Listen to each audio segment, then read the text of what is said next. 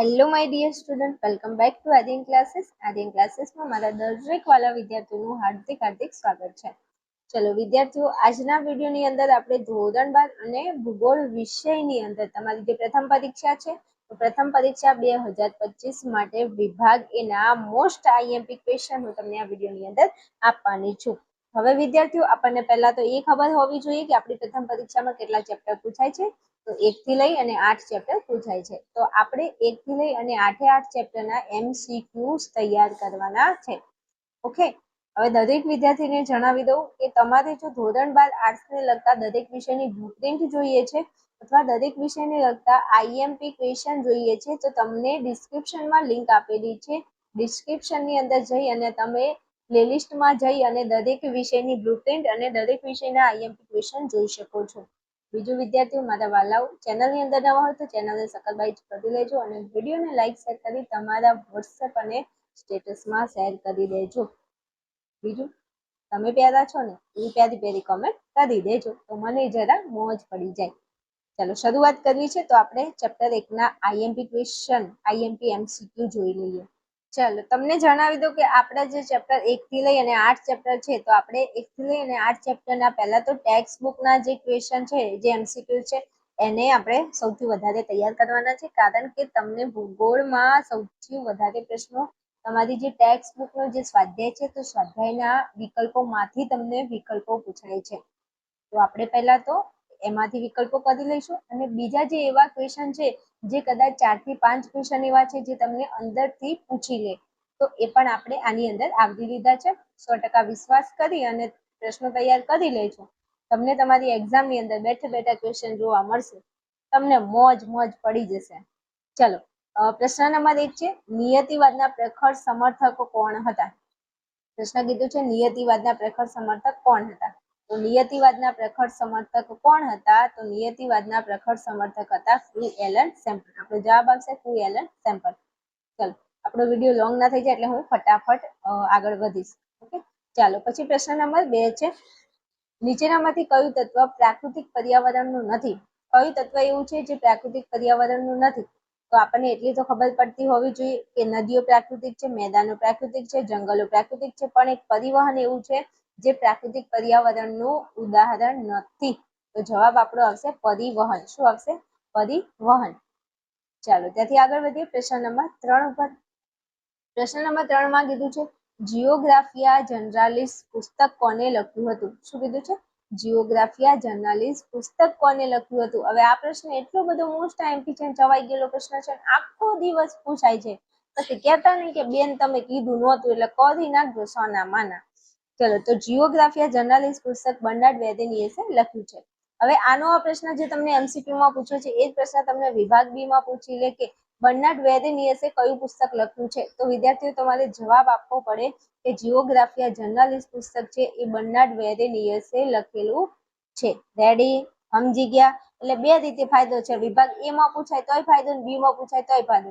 MCQ ખાસ કરજો, કારણ કે MCQ માંથી B માંય પૂછાય છે અને A માંય પૂછાય છે. વિભાગ B ના પ્રશ્નો ખાસ કરજો, એમાંથી B માંય પૂછાશે અને A માંય પૂછાય છે. સમજી ગયા? હાલો આગળ વધુ. તો આપણો પ્રશ્ન નંબર 4 છે. પ્રશ્ન નંબર 4 માં શું કીધું છે? માનવ ભૂગોળમાં કેન્દ્ર સ્થાને કોણ છે? કોણ છે ભાઈ? બોલો બોલો. તો માનવ ભૂગોળમાં કેન્દ્ર સ્થાને માનવ. હવે જો પ્રશ્નમાં જવાબ છે, કીધું છે માનવ ભૂગોળમાં કેન્દ્ર સ્થાને કોણ છે? અહીંયા કેન્દ્ર સ્થાને કોણ છે લખવાનું રહી ગયું છે, વાંધો નહીં. માનવ ભૂગોળમાં કેન્દ્ર સ્થાને કોણ છે? તો માનવ છે. અહીંયા આપેલું છે માનવ અને જવાબ આવશે માનવ. રેડી? હાલો આગળ વધુ.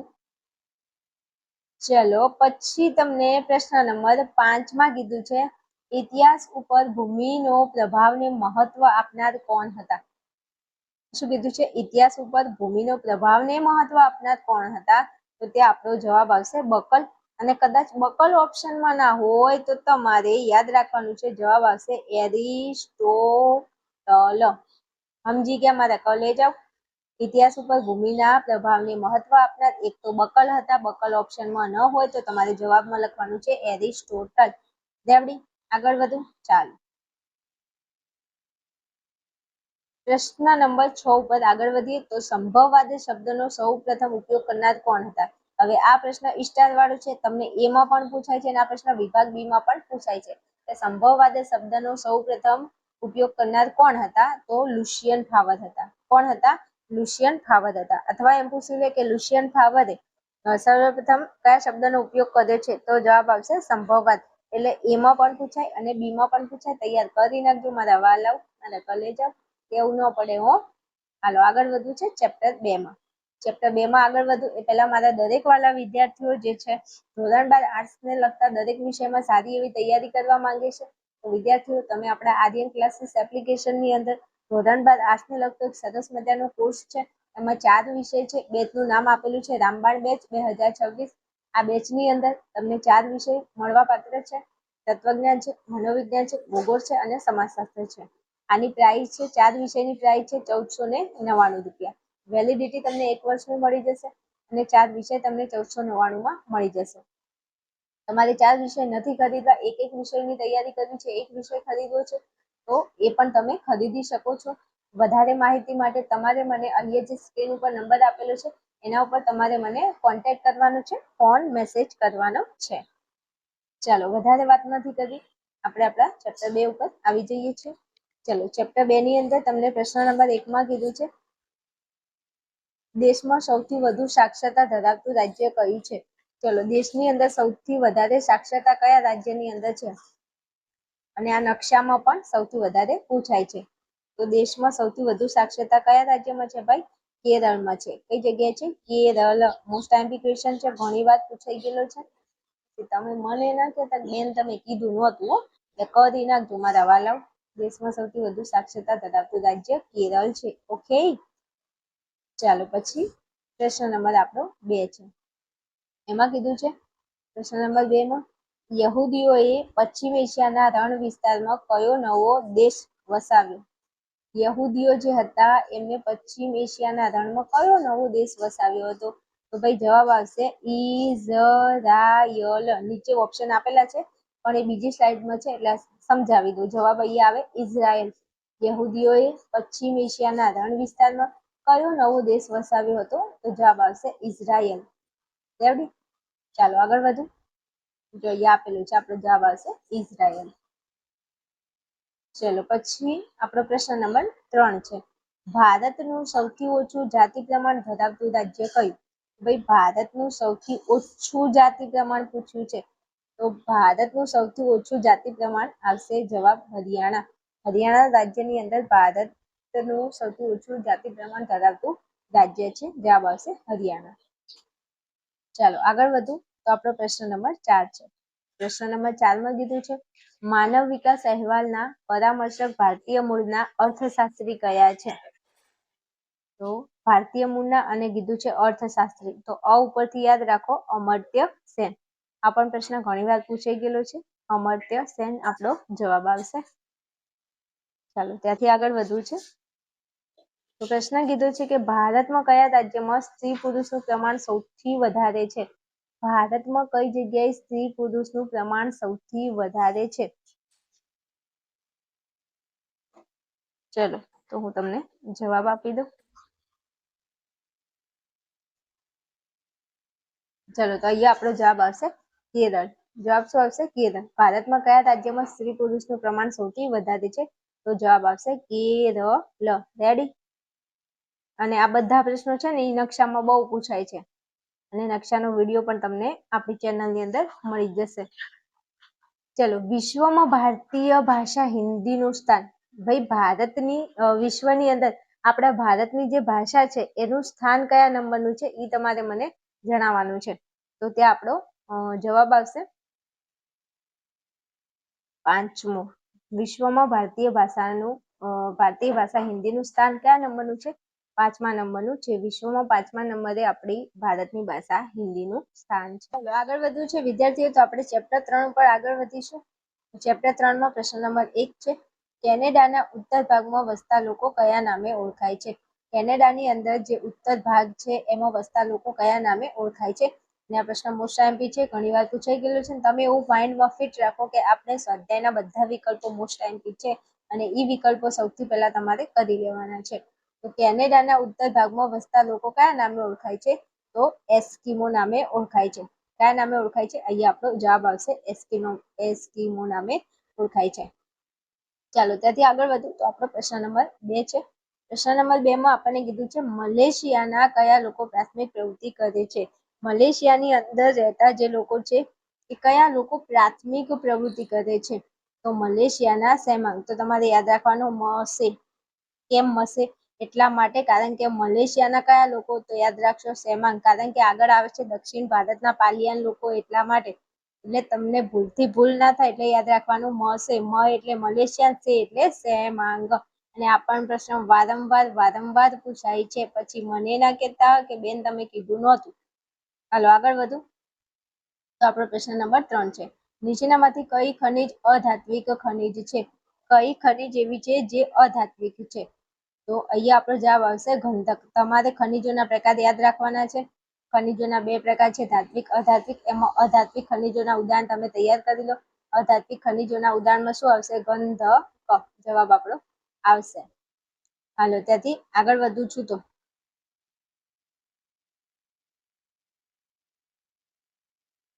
ચલો પછી કીધું છે કે ઔદ્યોગિક ક્રાંતિની શરૂઆત કયા ખંડમાં થઈ છે? તો ભાઈ ઔદ્યોગિક ક્રાંતિની શરૂઆત કયા ખંડમાં થઈ છે? તો ત્યાં નીચે ઓપ્શન છે કે આપણો જવાબ આવશે કે ઔદ્યોગિક ક્રાંતિની શરૂઆત યુરોપ ખંડમાં થઈ છે. કયા ખંડમાં થઈ છે? યુરોપ ખંડની અંદર થઈ છે. ઓકે, ચલો પછી આગળ વાત કરીએ. પ્રશ્ન નંબર આપણો 5 છે.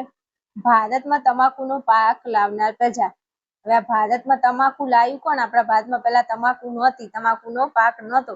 પણ આપણા ભારતની અંદર જો તમને ખ્યાલ હોય તો કે 1498ની સાલમાં વાસ્કો ડી ગામા ભારતમાં આવ્યો હતો. એટલે પોર્ટુગીઝો ભારતમાં આવ્યા હતા અને આ પોર્ટુગીઝો જે છે એમને ભારતમાં તમાકુનો પાક લાવ્યા હતા. પોર્ટુગીઝો ઇતિહાસ જે લોકો ભણતા હશે વિદ્યાર્થીઓ એમને ખબર હશે કે 1498માં વાસ્કો ડી ગામા આવ્યો તો કાલિકટ બંદરે જામોરિન નામનો રાજા હતો અને કાલિકટ બંદરે ઉતર્યો હતો. તો જવાબ આપણો આવશે પોર્ટુગીઝો. આ પોર્ટુગીઝો ભારતમાં આવ્યા અને તમાકુનો પાક લાવ્યા. હાલો આગળ વધુ. પ્રશ્ન નંબર આપણો 6. તો પ્રશ્ન 6 માં કીધું છે દક્ષિણ ભારતના કયા લોકો પ્રાથમિક પ્રવૃત્તિ કરે છે? આ પણ પ્રશ્ન પૂછાઈ ગયેલો છે એટલે કહેતા ને કે કીધું નહોતું. તો દક્ષિણ ભારતના યાદ રાખવાનું છે કયા લોકો આવશે? પાલિયાન. દક્ષિણ ભારતના પાલિયાન. એટલે તમારે યાદ રાખવાનું છે દપા. શું યાદ રાખશો? દપા. કેમ? દ એટલે દક્ષિણ ભારત અને પા એટલે પાલિયાન. કારણ કે હમણાં આપણે જોયું મસે. મ એટલે મલેશિયાન, સે એટલે સેમાંગ. એટલે તમને ભૂલથી એવું ન થઈ જાય કે દક્ષિણ ભારતના લોકો પૂછ્યા છે તો સેમાંગ લખી દે. નહીં, મલેશિયા પૂછે મલેશિયા તો જવાબ આવે સેમાંગ. તો મલેશિયાના લોકો પૂછે તો સેમાંગ, દક્ષિણ ભારતના લોકો પૂછે તો પાલિયાન. રેવડી? આવડી જશે જવાબ ને? ચાલો આ થોડી શોર્ટ ટ્રીકો યાદ રાખતા રહેજો એટલે આપણને મજા ને મજા. ચાલો આગળ વધવું છે તો આપણે ચેપ્ટર નંબર 4 ઉપર જઈશું. ચાલો પ્રશ્ન નંબર આપણો 1 છે. સંદેશા વ્યવહારને ખૂબ સરળ બનાવનાર. તો સંદેશા વ્યવહારને ભાઈ કોણ સરળ બનાવે છે? તો તે આપણો જવાબ આવશે ઇન્ટરનેટ. ઇન્ટરનેટ જે છે એ સંદેશા વ્યવહારને ખૂબ સરળ બનાવે છે. ચાલો ત્યાંથી આગળ વધવું છે તો આપણો પ્રશ્ન નંબર 2 છે. ઇન્ટરનેટની સેવાઓ કયા પ્રકારની પ્રવૃત્તિ ગણાય છે? તો ઇન્ટરનેટની જે સેવા છે એ તૃતીયક પ્રકારની પ્રવૃત્તિ ગણાય છે. કારણ કે ઇન્ટરનેટની સેવા એ પૈસા દ્વારા આપી શકાય છે, જેમાં મતલબ કિંમત ચૂકવીને સેવા પ્રાપ્ત કરવામાં આવતી હોય તેવી સેવાને તૃતીયક કહેવાય.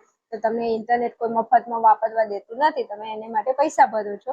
એટલે ઇન્ટરનેટ એક કેવી સેવા કહેવાય? તો કે તૃતીયક પ્રકારની સેવા કહેવાય છે.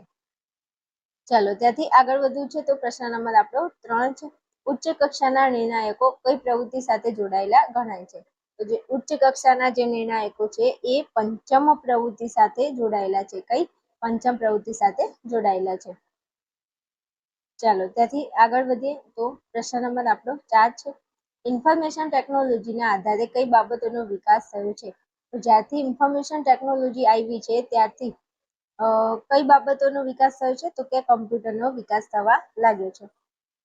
આ પ્રશ્ન પૂછાઈ ગયેલો છે ને ઘણી બધી વાત પૂછાય છે, ધ્યાનમાં રાખજો. ચાલો પછી આગળ વધવું છે તો આપણો પ્રશ્ન નંબર 5 છે. ઇન્ટરનેટ દ્વારા કમ્પ્યુટરની મદદથી તૈયાર કરેલા સંદેશા આપલે કરવાની પ્રક્રિયાને શું કહે છે? તો ઇન્ટરનેટ દ્વારા કમ્પ્યુટરની મદદથી તૈયાર કરેલા જે સંદેશાઓ છે એની આપલે કરવાની જે પ્રક્રિયા છે એને શું કહેવાય છે? ઈમેલ કહેવાય છે. અને આ ઈમેલની વ્યાખ્યા તમને વિભાગ બી માં પણ પૂછી લે કે ઈમેલ એટલે શું, તો તમારે આ વ્યાખ્યા લખવી પડે. અને અહીંયા તમને વ્યાખ્યા આપી છે તો જવાબ લખવાનો છે ઈમેલ. દરેક વિદ્યાર્થીને જણાવી દો, બેઠે બેઠા ક્વેશ્ચન તમને તમારી એક્ઝામમાં જોવા મળશે, એટલે મારી વાત માની અને દરેક MCQ વ્યવસ્થિત તૈયાર કરી લેજો, નહીં તો મજા આવશે નહીં. સમજ્યા? હાલો આગળ વધુ. ચલો આગળ વધું છું તો ચેપ્ટર આપણું 5 છે. ચેપ્ટર 5 ની અંદર આપણે આગળ વધીશું. ચલો પ્રશ્ન નંબર 1 છે, વિશ્વમાં કયા દેશમાં સૌથી ગીચ રેલ માર્ગો આવેલા છે? તો વિશ્વની અંદર કયો એવો દેશ છે જે દેશમાં સૌથી વધુ ગીચ રેલ માર્ગો આવેલા છે? તો ત્યાં આપણો જવાબ આવશે, ઓપ્શન નીચે છે, ત્યાં આપણો જવાબ આવશે બેલ્જિયમ. બેલ્જિયમ કરીને જે દેશ છે એ દેશની અંદર સૌથી વધારે શું આવેલું છે? ગીચ રેલ માર્ગો આવેલા છે. તો ત્યાં તમારે જવાબ લખવાનો છે બેલ્જિયમ. રેડી? હાલો આગળ વધું છું તો આપણો પ્રશ્ન નંબર 2 છે, ભારતમાં સૌપ્રથમ રેલવેની શરૂઆત કયા વર્ષમાં થઈ છે? ભારતની વાત કરી છે ભાઈ. કોની વાત કરી છે? ભારતની. તો આપણને ખબર છે કે ભારતમાં 1853માં મુંબઈ અને થાણે વચ્ચે થઈ હતી. કઈ જગ્યાએ? મુંબઈ અને થાણે વચ્ચે. આ પ્રશ્ન વિભાગ બી માં પૂછાય કે ભારતમાં સૌપ્રથમ રેલવેની શરૂઆત કયા વર્ષમાં અને કઈ જગ્યાએ થઈ હતી? વર્ષ પૂછાય તો લખવાનું છે 1853, અને કઈ જગ્યાએ થઈ છે તો લખવાનું છે મુંબઈ અને થાણે વચ્ચે થઈ છે. હવે તમને જો વિશ્વમાં પૂછી લે તો વિશ્વમાં 1825માં શરૂઆત થઈ છે. ઇંગ્લેન્ડના સ્ટોકટન અને ડાર્લિંગટન શહેરમાં થઈ છે. હાલો આગળ વધુ. ચલો પછી તમને પ્રશ્ન નંબર 3 માં કહ્યું છે કે એટલાન્ટિક અને પેસિફિક મહાસાગરને જોડતી નહેર કઈ છે? તો એટલાન્ટિક અને પેસિફિક મહાસાગરને જોડતી જે નહેર છે એને શું કહે છે? તો એ નહેરનું નામ છે પનામા નહેર. કઈ નહેર છે? પનામા નહેર. રેડી? મસ્ત પ્રશ્ન છે, વારંવાર પૂછાય છે. ચલો પછી આગળ વધું છું તો પ્રશ્ન નંબર આપણો 4 છે. પ્રશ્ન 4 માં તમને કીધું છે કે વિશ્વની સૌથી લાંબી પાઇપલાઇન કઈ છે? આ પણ પ્રશ્ન 1000% મોસ્ટ ટાઈમથી વારંવાર પૂછાય છે. પછી તમે મને ના કહેતા બેન તમે કીધું નહોતું. તો વિશ્વની સૌથી લાંબી પાઇપલાઇન કઈ છે ભઈલા? કોમેકોન છે. કઈ છે? કોમેકોન. કોને કોણ લખી ના આવતા કે કોને કોણ, કોમેકોન જવાબ આવશે. હાલો આગળ વધુ. તો પ્રશ્ન નંબર આપણો 5 છે, પરિવહનનું કયું વાહન પ્રદૂષણ ફેલાવતું નથી? તો પરિવહનનું કયું વાહન પ્રદૂષણ ફેલાવતું નથી? તો મારા વાલાઓ, સાયકલની અંદર. સાયકલ મારી સોનાની સાયકલ. સાયકલની અંદર ભાઈ ક્યાં એન્જિન હોય છે? હા, તો સાયકલ જે છે એ શું નથી ફેલાવતું? તો કે પ્રદૂષણ નથી ફેલાવતું. તો જવાબમાં શું લખશો? સાયકલ. જવાબ આપણો આવશે સાયકલ. ઓકે, ચલો આગળ વધવું છે મારે. તો પ્રશ્ન નંબર 6 માં કીધું છે કે વિશ્વમાં સૌપ્રથમ રેલવેની શરૂઆત કયા વર્ષમાં થઈ છે? તો મેં તમને આગળ જણાવી દીધું કે વિશ્વ પૂછાય તો 1825 લખવાનું, અને તમને ભારત પૂછાય તો 1853 લખવાનું. વિશ્વની અંદર 1825માં શરૂઆત થઈ છે. એમાં ઇંગ્લેન્ડના સ્ટોકટન અને ડાર્લિંગટન. હવે સાંભળો, તમારે એવી રીતે યાદ રાખવાનું છે કે રેલવેના ડબ્બામાં ડાર્લિંગનો સ્ટોક. શું? રેલવેના ડબ્બામાં ડાર્લિંગનો સ્ટોક. એટલે ડાર્લિંગ એટલે ડાર્લિંગટન, સ્ટોક એટલે સ્ટોકટન, પાછળ ટન ટન લગાવી દેવાનું, ટન ટનાટન ટન. અને રેલવે, તો યાદ રાખો કે રેલવેના ડબ્બામાં ડાર્લિંગનો સ્ટોક. તો રેલવે, ડાર્લિંગ અને ડાર્લિંગનો સ્ટોક. રેલવેમાં ડાર્લિંગનો સ્ટોક, પાછળ લગાવી દો ટન ટન, ડાર્લિંગટન, સ્ટોકટન અને 1825. યાદ રહી જાય? વાત પૂરી. હાલો આગળ વધો. ચલો ચેપ્ટર 6 માં આગળ જવું છે. અહીંયા તમને જણાવી દો, આ આપણું ચેપ્ટર 6 ની શરૂઆત થાય છે. ચલો ચેપ્ટર 6 ના કયા પ્રશ્નો એવા આઈએમપી છે એ પહેલા દરેક મારા વાલા વિદ્યાર્થીઓ, તમે તો તમારી જોકે પ્રથમ પરીક્ષા તો આવી ગઈ છે, હજુ સુધી તમે કોઈ તૈયારી નથી કરી અને તમે ટેન્શનમાં છો કે મારે પાસ કેવી રીતે થવું, અથવા મારે 90+ ટકાવારી કેવી રીતે લાવવી, અથવા દરેક વિષયમાં 90+95+ કેવી રીતે ક્રોસ કરવા. જો તમે આવું તમારું પરિણામ ચાહતા હોય તો એકવાર તમે આર્યન ક્લાસીસ એપ્લિકેશનની અંદર જોઈન થઈ અને ધોરણ 12 આર્ટ્સને લગતા 4 વિષય તમે ભણી શકો છો. આપણા આર્યન ક્લાસીસ એપ્લિકેશનમાં રામબાણ બેચ ચાલુ છે. એમાં 4 વિષય હું ભણાવું છું. તત્વજ્ઞાન છે, મનોવિજ્ઞાન છે, ભૂગોળ છે અને સમાજશાસ્ત્ર છે. 4 વિષય તમને મળી જશે માત્ર ને માત્ર 1499 રૂપિયાની પ્રાઇસમાં. તો રાહ કોની જો છો? ફટાફટ તમને અહીંયા સ્ક્રીન ઉપર જે નંબર દેખાય છે એના ઉપર તમારે મને કોન્ટેક્ટ કરવાનો છે, ફોન મેસેજ કરવાનો છે. તમારે એક એક વિષય ખરીદીને ભણવું છે તો પણ તમે ભણી શકો છો. એના માટે તમારે મને વોટ્સએપ ફોન મેસેજ કરવાનો છે. ચલો વધારે વાત નથી કરવી, ફટાફટ આપણે આપણા ટોપિકમાં આગળ વધીએ છીએ. ચલો પ્રશ્ન એ પૂછ્યો છે, નીચેનામાંથી કયું સમૂહ દૂરસંચાર તંત્રનું ઇલેક્ટ્રોનિક્સ માધ્યમ છે? શું કીધું છે? નીચેનામાંથી કયું સમૂહ દૂરસંચાર તંત્રનું ઇલેક્ટ્રોનિક્સ માધ્યમ છે? તો અહીંયા ઇલેક્ટ્રોનિક માધ્યમ પૂછ્યું છે એટલે આપણો જવાબ આવશે ટેલિવિઝન. ટેલિવિઝન એ શું છે? તો કે દૂરસંચાર તંત્રનું ઇલેક્ટ્રોનિક્સ માધ્યમ છે. ઓકે, ચાલો ત્યાંથી આગળ વધું છું. તો આપણો પ્રશ્ન નંબર 2 છે, ભારતમાં રેડિયોનું પ્રથમ પ્રસારણ ક્યારે થયું છે? તો ભારતમાં રેડિયોનું પ્રથમ પ્રસારણ ક્યારે થયું છે ભાઈ? તો તે આપણો જવાબ આવશે 1923માં. 1923ની સાલની અંદર ભારતમાં રેડિયોનું પ્રથમ પ્રસારણ થયું છે. અને આ પ્રશ્ન ભાઈ વારંવાર પૂછાય છે, તૈયાર કરી નાખજો, આ બી પ્રશ્ન પૂછાય છે. ચાલો પછી આગળ વધું છું. તો આપણો પ્રશ્ન નંબર 3 છે. પ્રશ્ન નંબર 3માં તમને કહ્યું છે કે ભારતમાં પ્રથમ બોલતી શ્વેત શ્યામ હિન્દી ફિલ્મ કઈ હતી? તો ભારતમાં પ્રથમ બોલતી શ્વેત શ્યામ હિન્દી ફિલ્મ હતી આલમ આરા. કઈ હતી? આલમ આરા. આરા કેવી હતી? શ્યામ હતી. આલમ શ્યામ, આલમ શ્યામ એવું ભેગું યાદ રાખજો એટલે તમને યાદ રહી જાય. શ્વેત શ્યામ પૂછાય તો આલમ આરા. ચલો ત્યાંથી હું આગળ વધું છું. તો પ્રશ્ન નંબર આપણો 4 છે, ભારતે આર્યભટ્ટ ઉપગ્રહ ક્યારે પ્રક્ષેપિત કર્યો છે? ભાઈ આ પ્રશ્ન મોસ્ટ આઈએમપી, 1000%ના 1000% મોસ્ટ આઈએમપી ચવાઈ ગયેલો પ્રશ્ન છે, વારંવાર પૂછાય છે. પછી મને ના કહેતા કે બેન તમે કેમ કીધું નહોતું. ભાઈ આર્યભટ્ટ ઉપગ્રહ ક્યારે પ્રક્ષેપિત કર્યો છે? 1975ની સાલમાં. કઈ સાલમાં? 1975. હાલો ત્યાંથી આગળ વધવું છે. તો પ્રશ્ન નંબર આપણો 5 છે, દૂરસંચાર વ્યવસ્થાને ઝડપી અને સરળ બનાવનાર.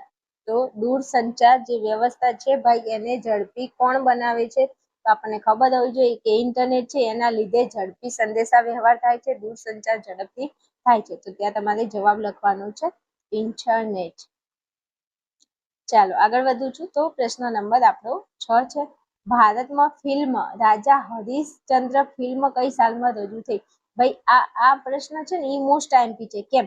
કારણ કે આ પ્રશ્ન બે રીતે પૂછાય છે. એમ પૂછે કે ભારતમાં ફિલ્મ રાજા હરીશચંદ્ર કઈ સાલમાં રજૂ થઈ? તો ત્યાં આપણો જવાબ આવે છે 1913. અને ઘણી વાર તમને એવો પ્રશ્ન પૂછાય છે કે ભારતમાં 1913માં કઈ ફિલ્મ રજૂ થઈ? જો 1913માં કઈ ફિલ્મ રજૂ થઈ તો જવાબ લખવાનો રાજા હરીશચંદ્ર ફિલ્મ. પણ એવું કે ભારતમાં રાજા હરીશચંદ્ર કઈ સાલમાં રજૂ થઈ? તો જવાબ લખવાનો 1913. એટલે આ બંને પ્રશ્નો એકબીજાના ઓપોઝિટમાં પૂછાય છે. એટલે કહું છું તૈયાર કરી નાખજો. તમને બેઠે બેઠા ક્વેશ્ચન તમને આમાંથી જોવા મળશે. 1000% ગેરંટી આપું છું. એટલે કરી નાખજો એક એક પ્રશ્નને, જો 20માંથી 20 માર્ક તમારે લાવવા હોય તો. હાલો આગળ વધવું છે. તો હવે આપણે ચેપ્ટર 7 ઉપર આગળ વધીએ છીએ. ચાલો ચેપ્ટર 7 ની અંદર પ્રશ્ન નંબર આપણને 1 કહ્યો છે, ચીન અને દક્ષિણ પશ્ચિમ એશિયાના મધ્યમાંથી પસાર થતો જૂનો માર્ગ કયો છે? અને આ જૂનો માર્ગ છે ને એ પૂછાય છે ભાઈ વિભાગ બી માં પૂછાય છે અને વિભાગ એ માં પૂછાય છે. વિભાગ બી માં તમને એમ પૂછી લે કે રેશમ માર્ગની વ્યાખ્યા લખો, અથવા તો તમને અહીંયા કીધું છે કે ચીન અને દક્ષિણ પશ્ચિમ એશિયાના મધ્યમાંથી પસાર થતો જૂનો માર્ગ કયો છે? તો ત્યાં આપણો જવાબ આવશે રેશમ માર્ગ. કયો માર્ગ છે? રેશમ માર્ગ. ચીન અને દક્ષિણ પશ્ચિમ એશિયાના મધ્યમાંથી પસાર થતો જૂનો માર્ગ છે એને કહેવાય છે રેશમ માર્ગ. કયો માર્ગ? રેશમ માર્ગ. હાલો ત્યાંથી આગળ વધું. તો આપણો પ્રશ્ન નંબર છે 2, નીચેનામાંથી કયો દેશ સાર્કનો સભ્ય નથી?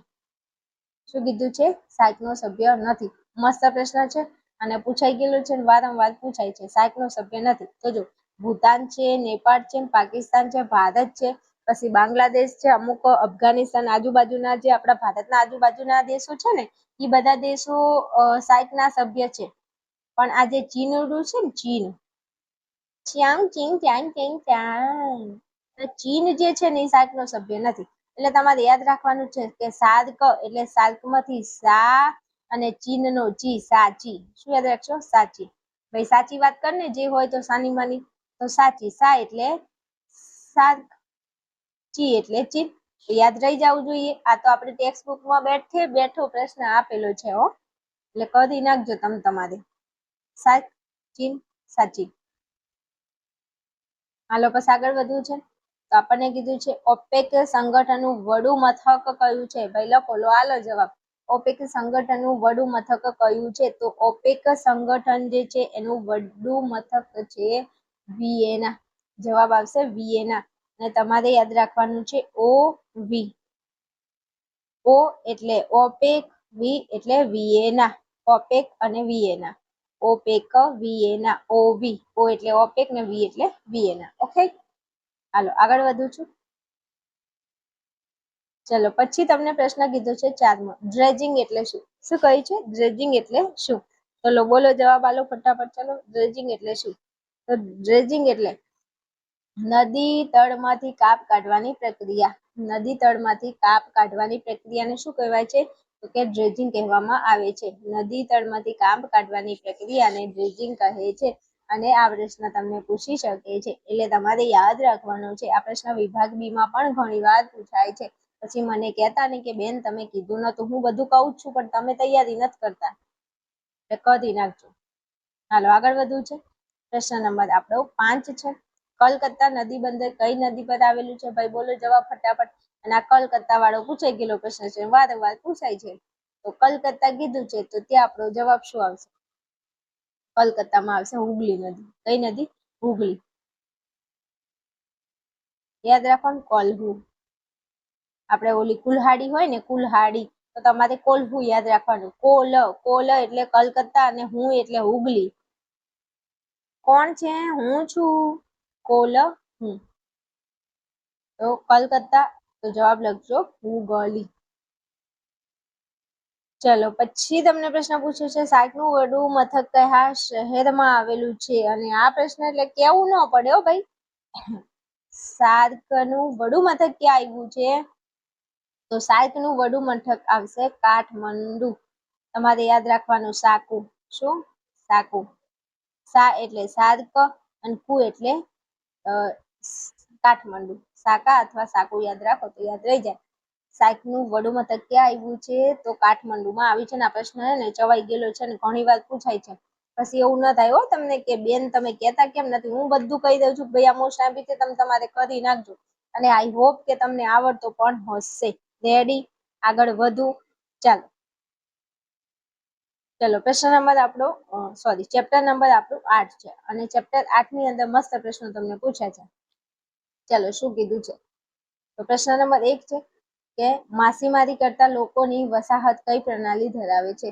તો જે માછીમારી કરે છે એ લોકોની જે વસાહત છે એ કેવી છે? ચક્રીય છે. કેવી છે? ચક્રીય. માછીમારી લોકોની જે વસાહત છે એ ચક્રીય છે. ચલો પછી ત્યાંથી આગળ વધું છું. તો ભારતમાં શહેરી વસ્તીનો માપદંડ કેટલો છે? તો ભાઈ આ પૂછાઈ ગયેલો પ્રશ્ન છે ને પૂછાય છે પાછું કે ભારતમાં શહેર માટે વસ્તીનો માપદંડ. કોઈ શહેર ને શહેર કેવું હોય તો એમાં કેટલી વસ્તી હોવી જોઈએ? તો 5000 વસ્તી હોવી જોઈએ. 5000 વસ્તી હોય તો એને તમે શહેર કહી શકો છો. તો અહીંયા આપણો જવાબ આવે છે 5000. કેટલા? 5000. હાલો ત્યાંથી આગળ વધુ. તો પ્રશ્ન નંબર 3 માં કીધું છે નીચેનામાંથી સંરક્ષણ કેન્દ્ર કયું છે? હવે ભાઈ આ ચેપ્ટર માંથી જેટલા શહેરોના અલગ અલગ પ્રકાર પડે છે, સંરક્ષણ કેન્દ્ર છે, વહીવટી કેન્દ્ર છે કે જે બીજા અલગ અલગ પ્રકાર છે, એને પ્લીઝ તમે તૈયાર કરી લો. કારણ કે એમાંથી તમને એક પ્રશ્ન પૂછાય અને પૂછાય છે. પછી એવું ન થાય કે બેન તમે કીધું નહોતું. હા હાલો અહીંયા આપણે ઓપ્શનમાં એક મિસ્ટેક છે. જવાબ આવે છે મેરઠ, પણ ઓપ્શનમાં લખવાનો ભૂલાઈ ગયો છે. જવાબ શું આવશે આપણો? મેરઠ. મેરઠ જે છે એ સંરક્ષણ કેન્દ્ર છે. શું આવશે? મેરઠ જે છે એ સંરક્ષણ કેન્દ્ર છે. એટલે યાદ રાખી લેજો પ્લીઝ, કારણ કે આ પૂછાય છે. ચલો આગળ વધુ. પ્રશ્ન નંબર આપણો 4 છે. નીચેનામાંથી કયું શહેર વહીવટી કેન્દ્ર નથી? અહીંયા ઓપ્શનમાં થોડી મિસ્ટેક છે ને અહીંયા લખવામાં થોડી મિસ્ટેક છે. અહીંયા આપણે લખવાનું હતું શૈક્ષણિક કેન્દ્ર છે? આવો પ્રશ્ન છે. મેં તમને કહ્યું કે વહીવટી છે, પછી શૈક્ષણિક શહેરો છે, એ બધા શહેરો તમારે તૈયાર કરી દેવાના છે. તો નીચેનામાંથી કયું શહેર શૈક્ષણિક કેન્દ્ર છે? શિક્ષણનું કેન્દ્ર પૂછ્યું છે. શું કીધું છે તમને? શિક્ષણનું કેન્દ્ર કીધું છે. તો ત્યાં આપણે જવાબ લખવાનો છે વલ્લભ વિદ્યાનગર. આ જે વલ્લભ વિદ્યાનગર છે ભાઈ, એ શૈક્ષણિક કેન્દ્ર છે. શું છે? શૈક્ષણિક કેન્દ્ર છે. આ શહેર એવું છે જે શિક્ષણનું કેન્દ્ર છે એવું આપણે કહી શકીએ છીએ. તમારે યાદ રાખવાનું છે વલ્લભ વિદ્યાનગર. આ પૂછાઈ ગયેલો પ્રશ્ન છે, ટેક્સ્ટ બુકની બહારનો પ્રશ્ન છે, પણ પૂછાઈ ગયેલો છે, એટલા માટે આપણે એના ઉપર ધ્યાન આપવું જોઈએ. નીચેનામાંથી કયું શહેર શૈક્ષણિક કેન્દ્ર છે? યાદ રાખજો, વલ્લભ વિદ્યાનગર. ચાલો, ત્યાંથી આપણે આગળ વધવું છે. ચાલો, પ્રશ્ન નંબર આપણો 5 છે. નીચેનામાંથી કયું શહેર શૈક્ષણિક કેન્દ્ર નથી? હવે જો ઉપર આપણે હમણાં પ્રશ્ન જોઈ ગયા ને કે કયું શહેર શૈક્ષણિક કેન્દ્ર છે, તો છે માં આપણે વલ્લભ વિદ્યાનગર લખ્યું હતું. હવે અહીંયા પ્રશ્ન સેમ જ પૂછ્યો છે, થોડું બદલ્યું છે કે નીચેનામાંથી કયું શહેર શૈક્ષણિક કેન્દ્ર નથી? તો શૈક્ષણિક કેન્દ્રોમાં જેટલા શહેરો આવતા હોય એ જોઈ લેવાના, અને જે શૈક્ષણિક કેન્દ્ર ના હોય એ તમારો જવાબ થાય. તો હવે તમે અહીંયા ધ્યાન આપો તો હું તમને થોડું સમજાઈ દઉં કે આ જે ખડકવાસલા છે ને એ શૈક્ષણિક કેન્દ્ર નથી. ખડકવાસલા જે છે એ શૈક્ષણિક કેન્દ્ર નથી. પણ વલ્લભ વિદ્યાનગર, મોડાસા અને નીચે તમને એક ઓપ્શન આપેલો છે, હું બતાવી દઉં, અલીગઢ. તો આ અલીગઢ છે એને યાદ રાખો. પછી અહીંયા આપેલું છે મોડાસા અને વલ્લભ વિદ્યાનગર. વલ્લભ વિદ્યાનગર, મોડાસા અને અલીગઢ. આ જે 3 છે એ શૈક્ષણિક કેન્દ્ર છે, પણ ખડકવાસલા છે એ શૈક્ષણિક કેન્દ્ર નથી. તો અહીંયા આપણો જવાબ બની જાય છે ખડકવાસલા. હવે તમને આવા પ્રશ્નો પૂછાય, એમાં એ પણ પ્રશ્ન પૂછાય છે કે નીચેનામાંથી કયું શહેર ઔદ્યોગિક કેન્દ્ર છે? શું કીધું છે? ઔદ્યોગિક. જો તમને એમ કે કયું શહેર ઔદ્યોગિક કેન્દ્ર છે, તો ઔદ્યોગિક કેન્દ્ર પૂછાય તો ત્યાં તમારે લખવાનું છે જવાબ જમશેદપુર. અને આ પ્રશ્ન લખવાનો રહી ગયો છે, પણ હું તમને હાઇલાઇટ કરી દઉં છું કે નીચેનામાંથી કયું શહેર શૈક્ષણિક કેન્દ્ર નથી એવું પૂછાય તો અહીંયા તમારે જવાબમાં લખવાનું છે ખડકવાસલા. પણ એવું પૂછાય કે કયું શહેર ઔદ્યોગિક કેન્દ્ર છે, તો એમાં લખશો જમશેદપુર. બીજો એક પ્રશ્ન છે, થોડી ચર્ચા કરી લો. તમને એવો પ્રશ્ન પૂછાય કે ભારતની અંદર ધારાવી ઝુંપડપટ્ટી કયા શહેરમાં આવી? ધારાવી ઝુંપડપટ્ટી, આ શું છે? ઝુંપડપટ્ટી. ઝુંપડપટ્ટી આ કઈ જગ્યાએ આવી ભાઈ? મુંબઈમાં આવી. કઈ જગ્યાએ? મુંબઈમાં આવી. તો ધારાવી ઝુંપડપટ્ટી મુંબઈમાં આવી. અથવા તમને એમ કે મુંબઈની અંદર આવેલી મોટી ઝુંપડપટ્ટી કઈ? તો જવાબ લખવાનો ધારાવી. તો તમને ધારાવી કઈ જગ્યાએ આવી? તો મુંબઈમાં. અથવા એમ કે મુંબઈમાં ઝુંપડપટ્ટી, મોટામાં મોટી ઝુંપડપટ્ટી કઈ? તો લખજો જવાબ ધારાવી. આ પણ પૂછાય છે, પણ અહીંયા એડ કરવાનું રહી ગયું છે. ચલો મારા વાલા વિદ્યાર્થીઓ, આ ભૂગોળના મોસ્ટ એમ્પી ક્વેશ્ચન હતા. આઈ હોપ કે તમે પ્રશ્નોને વ્યવસ્થિત તૈયાર કરી લેશો. તમારી એક્ઝામની અંદર તમને બેઠા ક્વેશ્ચન જોવા મળશે.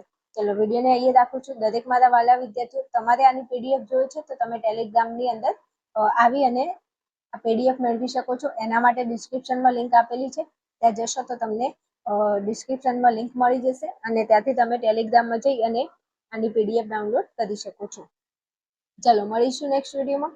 ત્યાં સુધી જોતા રહેજો અને ભણતા રહેજો.